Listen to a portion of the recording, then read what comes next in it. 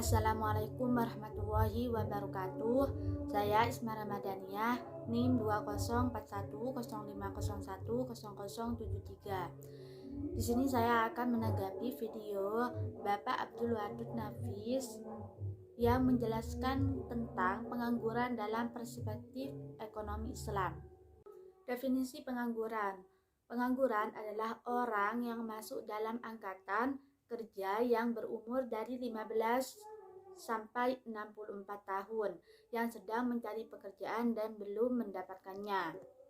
Macam-macam pengangguran, yaitu ada 4. Pertama, pengangguran terbuka. Yang kedua, pengangguran tersembunyi. Yang ketiga, pengangguran musiman. Dan yang keempat, pengangguran setengah menganggur.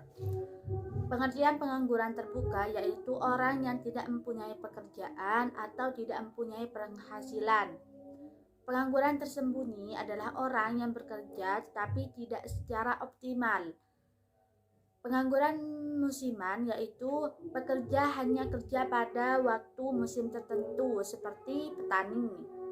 Pengangguran setengah menganggur yaitu orang yang tidak bekerja secara full atau hanya bekerja di setengahnya saja. Jenis-jenis pengangguran yaitu ada 4. Yang pertama, pengangguran friksional. Yang kedua, pengangguran siklikal. Yang ketiga, pengangguran struktural. Dan yang keempat, pengangguran teknologi. Pengangguran friksional yaitu pengangguran adalah hanya kesenjangan antara tenaga kerja dan lapangan pekerjaan. Pengangguran siklikal merupakan pengangguran yang terjadi karena siklus perekonomian yang naik turun sebagai gelombang konjuktur perekonomian. Pengangguran struktural yaitu salah satu jenis pengangguran yang terjadi karena adanya penurunan struktur ekonomi pada suatu wilayah atau negara. Pengangguran teknologi yaitu pengangguran disebabkan oleh adanya perkembangan teknologi yang menyebabkan tenaga kerja manusia diganti menjadi mesin. Karena perusahaan cenderung lebih memilih tenaga mesin dibanding tenaga manusia karena lebih cepat, mudah, dan hemat biaya. Dampak pengangguran yaitu 1. Menurunkan pendapatan per kapita dan pertumbuhan ekonomi. 2. Meningkatkan biaya sosial. 3. Menurunkan aktivitas perekonomian. 4. Menurunkan menerima negara. 3. Kegiatan tingkat keterampilan. 6. Kegiatan distribusi kurang lancar. 7. Terjadi kemiskinan. 8. Kurangnya gizi. 9. Tindak kriminal meningkat. 10. Produktivitas tenaga kerja rendah. Dan 11. Upah yang rendah. Penyebab pengangguran yaitu 1. Tidak sebanding dengan permintaan pekerja. 2. Turunnya pengeluaran total dan output. 3. Perubahan ekonomi. 4. Waktu yang dibutuhkan untuk mencari pekerjaan. Selanjutnya yaitu cara mengatasi pengangguran yaitu 1. Menyelenggarakan bursa tenaga kerja. 2. Informasi lowongan kerja. 3. Memberikan pelatihan kerja. 4. Membuka lapangan kerja sebanyak-banyaknya. 5. Meningkatkan peredaran modal usaha. 6. Meningkatkan jiwa kewirausahaan. 7. Transmigrasi. Selanjutnya yaitu pengangguran dalam ekonomi Islam, yaitu ada 2. Pengangguran jabariyah yaitu terpaksa. Yang kedua, pengangguran khiyariyah yaitu pilihan.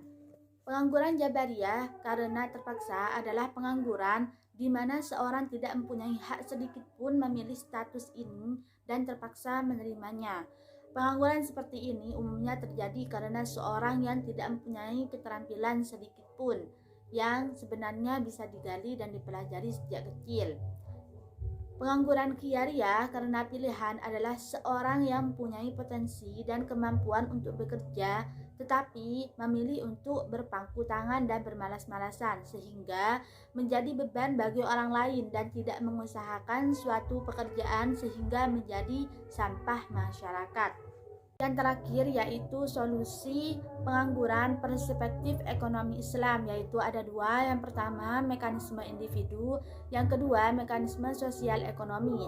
Mekanisme individu yaitu secara langsung memberikan pemahaman kepada individu, terutama melalui sistem pendidikan, tentang wajibnya bekerja dan kedudukan orang-orang yang bekerja di hadapan Allah, serta memberikan keterampilan dan mudah bagi mereka yang membutuhkan, baik karena malas, cacat, atau tidak memiliki keahlian dan modal. Maka wajib memaksa individu bekerja serta menyediakan sarana dan prasarana termasuk pendidikannya. Yang kedua yaitu mekanisme sosial ekonomi, yaitu meningkatkan dan mendatangkan investasi halal untuk dikembangkan di sektor real, baik di bidang pertanian, kelautan, tambang, ataupun perdagangan. Terima kasih, mungkin itu saja dari saya, semoga bermanfaat. Kurang lebihnya mohon maaf. Wassalamualaikum warahmatullahi wabarakatuh.